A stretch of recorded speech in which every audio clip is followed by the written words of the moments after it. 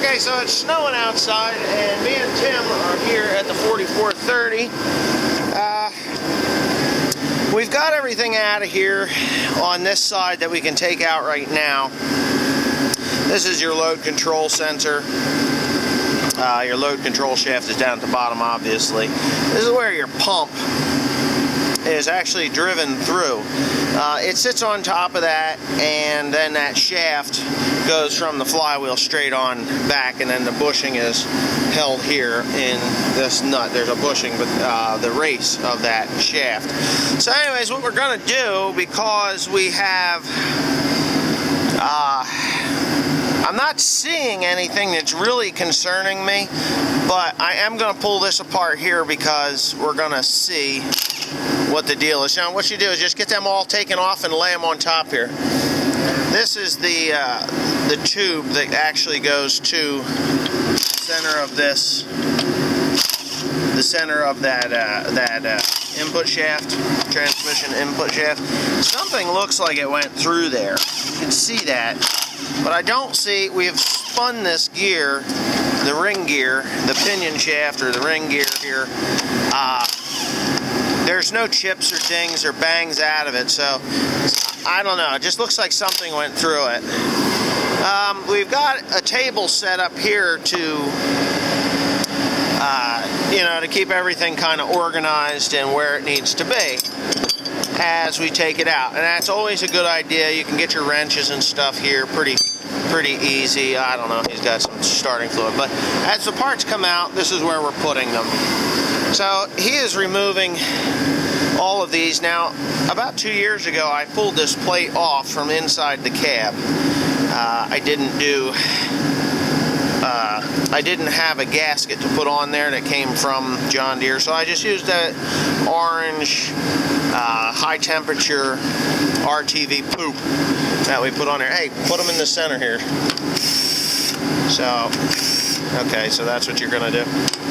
Yeah, we'll get this off of here, and then we're going to look inside to see, because there are some pieces of gears in this bottom of this transmission case. It's a little bit concerning to me. I'm hoping that we don't have another split and tear down of the transmission, but if I've got it this far apart, there's just no way in hell that I'm going to allow it to go back together like that. I don't have one on hand, Tim. There you go. Go ahead. And you're seeing this for the first time in 2 years, actually. So Mr. Tim's going to grab that. 2 hands, please. Okay. So yeah, and that does generally seal it up pretty good. You don't have to. That orange stuff really works well.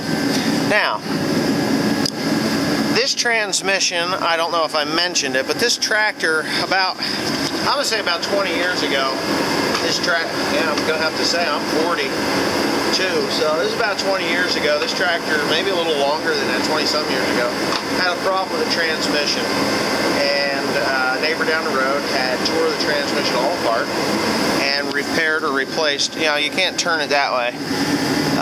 Had replaced some gears, a couple of them, and it was in the synchronizers here. I believe that he did change out the synchronizer packs, but we just need to turn the gears, Tim. So maybe if I get engaged. You get it into neutral. I don't want them engaged. I want them disengaged. Okay. And what we're looking for is teeth, because there was a couple of teeth in the bottom of this differential. Now,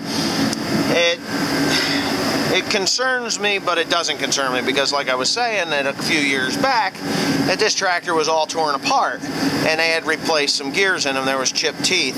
So what I'm looking for are those chipped teeth, and I can almost guarantee you that they're not going to be any, but it's better to be safe than sorry, to go ahead and take a look, and see where they're missing. They look like face teeth, like on the spider gears, but I've looked in the spider gears on the differential, and they're fine. I'm not seeing any problems there. That's what it looked like to me, but I don't know.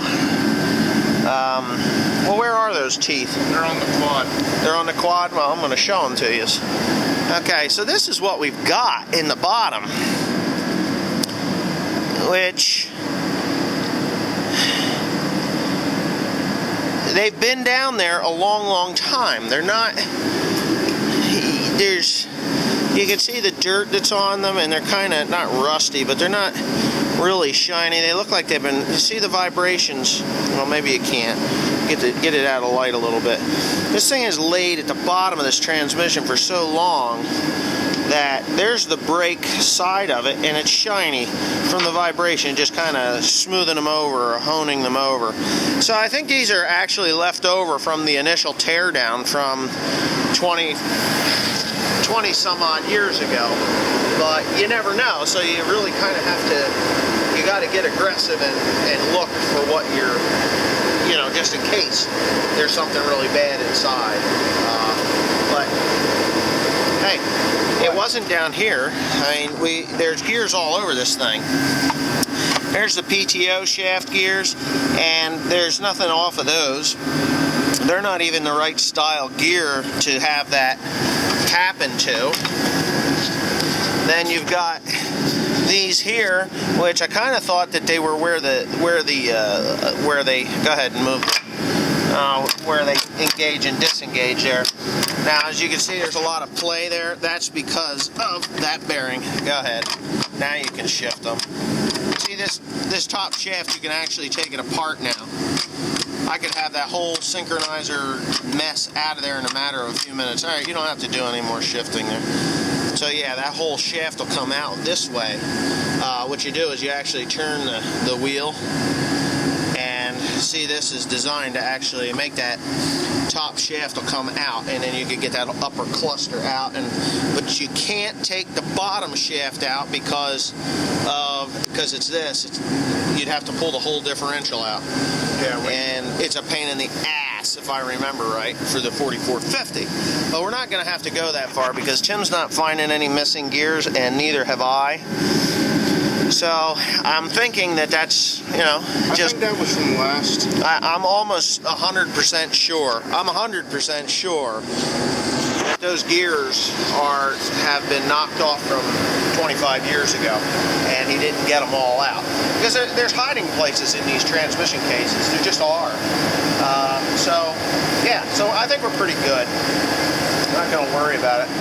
I don't know, he's got a magnet down there, which will find stuff that you wouldn't normally find, and there's nothing. There's nothing. And they came out of the drain hole, which is kind of weird. But I'm just, while I've got this tractor apart, I want to look at the synchronizers, and in order to do that, I need to have the light. Hey Tim, turn the light over here so I can see. There's no hold on. So yeah, so the synchronizers are there, and you can see if the facing is off of them or not, because you can move them around, and you really want to take a good look at them, and they look fine. There's plenty of spaces between them, and I'm hoping. What does this guy look like? I think the face is only on one side though, isn't it? But oh, that's cold. So anyways, well, that's what we're doing. I got 8 minutes of talking here now, and we're just really in the discovery phase as to what other things could possibly be wrong with the tractor. So yeah, and that's what you do when you got a tractor this far apart. You just look.